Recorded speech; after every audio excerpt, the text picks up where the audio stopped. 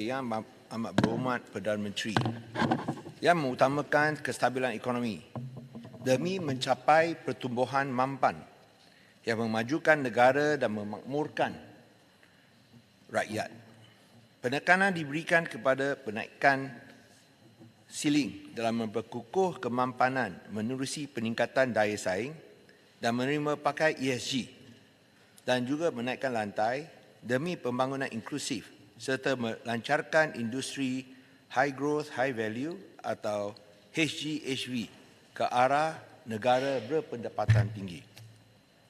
Usaha ini harus disokong oleh semua, bukan sahaja untuk melepaskan diri daripada perangkap pendapatan sederhana atau middle income trap dengan izin, tetapi untuk mengangkat golongan B40 dengan menghapuskan kemiskinan tegar dan memartabatkan golongan N40 dengan menaikkan upah bulanan median daripada RM2,600 pada bulan Mac 2023 kepada RM4,510 menjelang 2030. Cabaran yang dihadapi selepas kerajaan lepas membazirkan perbelanjaan fiskal dan bukan fiskal sebanyak RM530 bilion tanpa menstabilkan ekonomi amat rumit.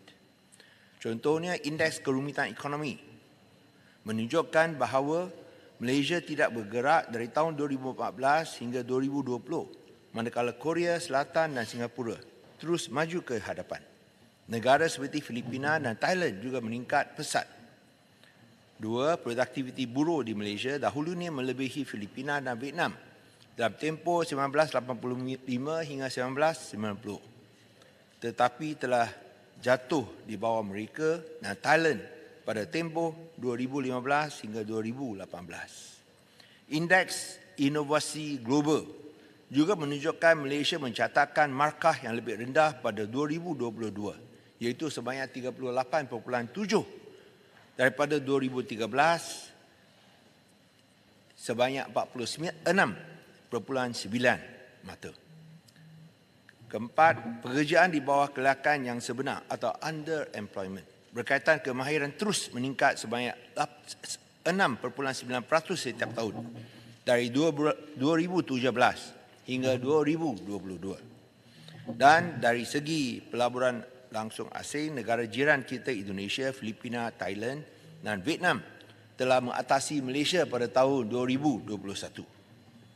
Tuan Yang Dipertua, faktor-faktor yang mempengaruhi pertumbuhan Malaysia adalah termasuk pergantungan yang berpanjangan kepada pekerja berkemahiran rendah, prestasi inovasi yang rendah, ketidakpadanan kemahiran buruh dan kekurangan bakat.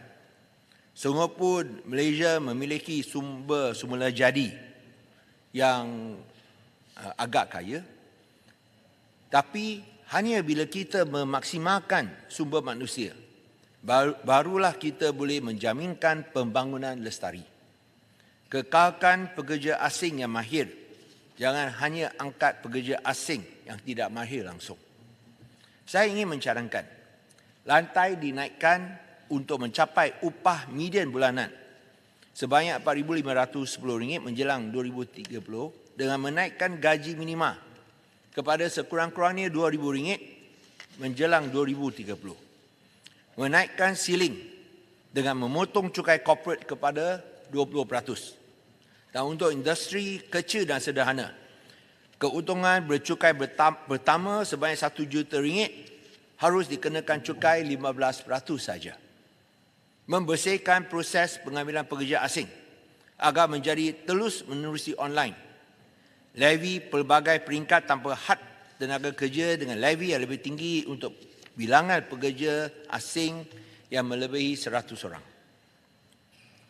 Kerajaan juga harus menggalakkan industri yang menggunakan konsep sirkular atau circular economy yang bukan sahaja tidak membazirkan sumber mentah dalam pengeluaran produk tetapi juga dapat jaga alam sekitar. Industri yang mengamalkan konsep circular economy harus diberikan tambahan insentif cukai serta potongan cukai corporate 5% lebih rendah daripada biasa, iaitu sekiranya cukai corporate dipotong kepada 20%, maka mereka yang terlibat dalam circular economy harus dikenakan 15% saja.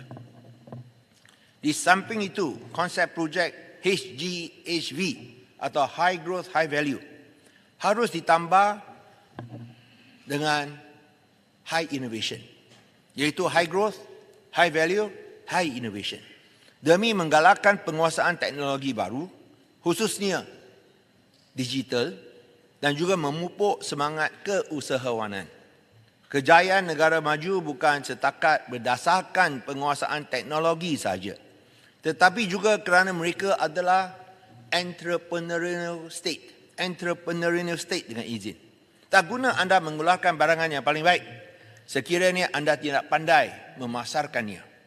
Di sini, saya ingin bertanyakan, apakah perlindungan alam sekitar untuk pemrosesan nadir bumi sekiranya ekspor nadir bumi mentah tidak dibenarkan? Adakah segala kawalan alam sekitar dapat menjaminkan keselamatan alam sekitar, khususnya sumber air mentah? Malah dikabarkan pelumbungan nadir bumi untuk diekspor sahaja di Malaysia telah mencemarkan alam sekitar sehingga ikan berhampiran didapati mati. Apatah lagi bila pemrosesan menimbulkan kesan yang lebih mudarat lagi. Sekiranya pemrosesan nadir bumi yang dianggap lebih toksik, mencabar dan mudarat daripada tenaga nuklear, adakah kerajaan mempunyai cadangan dan rancangan baru untuk menerima tenaga nuklear? Saya harap perundingan dan juga perbincangan yang teliti boleh diadakan dengan semua pihak termasuk pemegang taruh dalam perkara penting yang melibatkan keselamatan negara dan kesihatan rakyat. Saya di sini hendak merujuk kajian separuh penggal RMK 12 dalam konteks Pulau Pinang. Sebagai ahli Parlimen Bagan, saya memang mengalu-alukan dua projek yang lama ditunggu oleh rakyat Pulau Pinang, iaitu menaik taraf lapangan terbang antarabangsa Pulau Pinang dan LRT Pulau Pinang. Saya ingin memohon agar juga feri yang boleh mengangkut kereta dipulihkan semula, agar feri ikonik ini boleh dikembali, bukan kerana perasaan nostalgia, tetapi kerana ia adalah warisan negara yang tidak boleh diganti dengan wang. Malah Yang Amat Berhormat Perdana Menteri juga rindu kad feri yang boleh membawa kereta bila kita berbincang tentang perkara ini. Tentulah beliau adalah anak negeri Pulau Pinang. Saya juga ingin memohon agar kerajaan mempertimbangkan zon kewangan khas di Pulau Pinang, sama seperti dengan apa yang diumumkan di Johor Bahru baru-baru ini oleh Yang Amat Berhormat Perdana Menteri. Kalau boleh, satu untuk selatan dan lagi satu untuk utara. Memandangkan Pulau Pinang kini mempunyai dengan izin critical mass dengan asas industri pembuatan yang matang, ini akan memacu pembangunan dan merancangkan pertumbuhan sektor perkhidmatan, bukan sahaja di wilayah utara, tetapi untuk seluruh negara.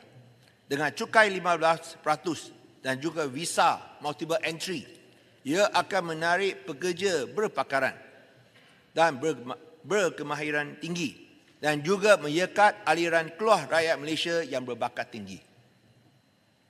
Tuan Ibu Ketua, terdapat juga kekurangan ketelitian yang jelas untuk mewujudkan ekosistem yang mampan untuk memupuk inovasi, terutamanya dalam mata pelajaran STEM, Science, Technology, Engineering and Mathematics. Contohnya, Penang Skills Development Center PSDC akan menjadi penanda aras bagi program pembesaran TVET. Namun kerajaan tidak seharusnya berpuas hati dengan itu. Sebaliknya harus membangunkan PSDC menjadi sebuah institusi pengajian tinggi berasaskan penyelidikan dan industri yang mantap yang akan melatih inovator, jurutera dan juruteknik untuk negara. Pernah dilaporkan Pulau Pinang memberikan sumbangan cukai negeri kepada hasil persekutuan sebanyak 10 bilion ringgit kebelakangan ini.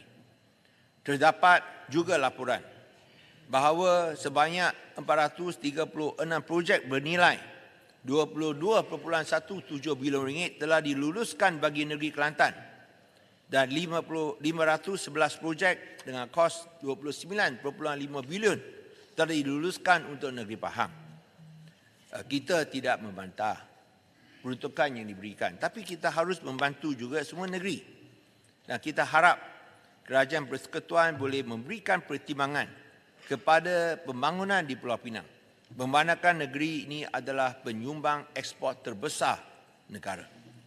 Di sini saya ingin mengesyorkan 3 lagi projek penting yang harus disokong di bawah RMK 12. Satu ialah pembinaan lebuh raya Pan Island Link 1 sebagai laluan utama alternatif untuk mengurangkan kesesakan lalu lintas di Pulau Pinang.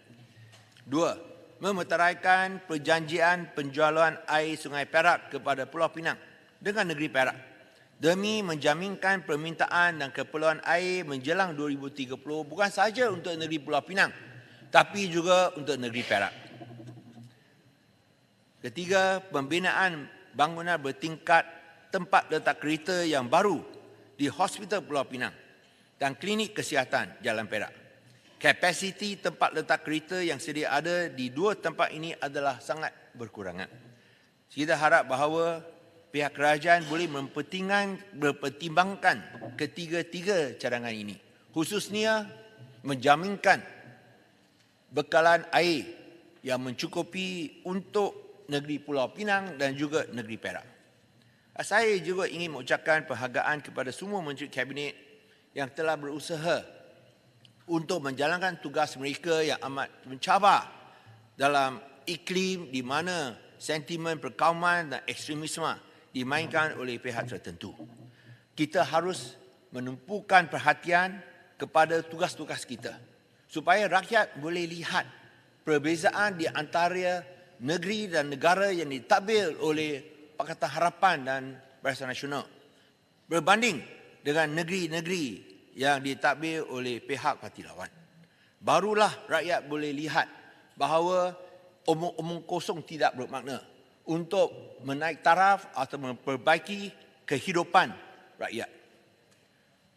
Berkaitan dengan kemelut baru-baru ini, berkaitan dengan kuasa peguam negara, di sini saya juga ingin meminta bahawa peguam negara yang baru dilantik boleh memberikan penjelasan yang lebih lanjut tentang beberapa keputusan yang dibuat.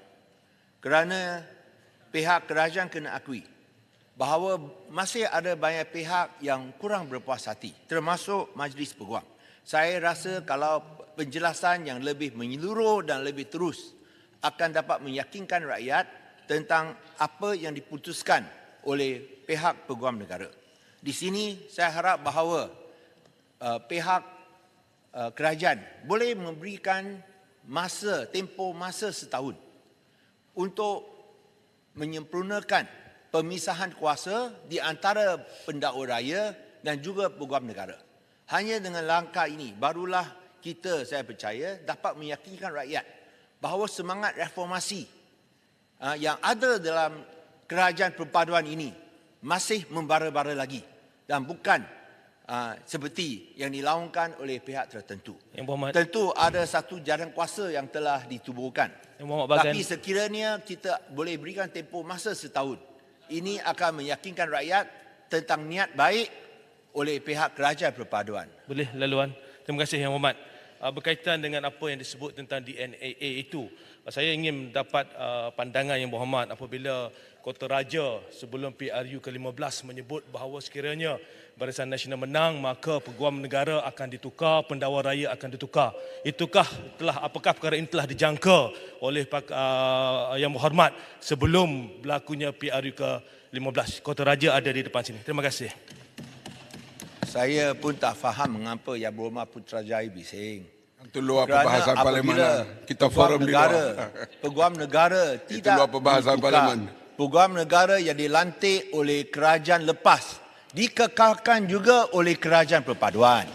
So, saya tanya Yang Berhormat, Yang Berhormat dah jangka perkara ini. Adakah ini mengejutkan bagi Yang Berhormat? Sebab Yang Berhormat dah jangka perkara ini berlaku. Kota Raja pun ada. Janganlah ada double standard. Bila kita kekalkan lantikan yang dibuat oleh kerajaan lama, mengapa tak bising? Hanya bising bila tak berpihak kepada anda. So saya rasa janganlah berpolitik di sini. Janganlah berpolitik di sini, tak guna. Kerana ini tidak akan membawa kebaikan kepada negara. Saya juga ingin meminta bahawa pihak kerajaan melihat tentang masalah itu bekalan beras tempatan kerana ini telah dimainkan sebagai isu oleh pihak tertentu. Sungguh pun saya tahu bahawa yang Perdana Menteri yang ada di sini telah berusaha bertungkus lumus untuk menyelesaikan perkara ini. Tapi kita harap perhatian yang sewajarnya diberikan supaya kita dapat menambah stok dan untuk meredakan keresahan di kalangan rakyat. Dan pada masa yang sama kita harap bahawa itu harga beras import pun boleh dikaji supaya ia tidak naik terlalu tinggi. Saya tahu Yang Berhormat Kota Raja, sungguh pun beliau kawan saya, tapi saya nak sebut di sini beliau memang orang kampung, orang susah. Dan beliau tahu tentang apa yang dilalui oleh rakyat biasa. Bukan macam pihak parti lawan yang ada kereta-kereta mewah, cakap cantik saja. Tapi buat lain pula. Masa sudah tamat. Saya nak landing ya. Akhirnya, Tuan Ketua, saya minta bahawa dalam RMK 12 ini, sungguh pun ada kajian, ada cadangan bahawa rancangan 5 tahun ini adalah terlalu panjang. Mungkin untuk masa depan kita boleh buat perancangan yang lebih pendek sedikit. Kerana dalam zaman digital, 5 tahun boleh dianggap sebagai satu generasi. So dalam konteks ini, saya ingin menyokong dan juga meminta bahawa kerajaan teruskan impian dan juga misi dan wawasan mereka untuk mentadbir Malaysia untuk semua rakyat Malaysia sebagai sebuah negara berbilang kaum, berbilang bangsa untuk semua yang dimiliki oleh rakyat, bukanlah oleh pihak tertentu saja. Dan akhirnya untuk semua wakil rakyat, saya ingin nasihatkan, buat baik pada, buat jahat jangan sekali, macam pihak parti lawan. Sekian, terima kasih.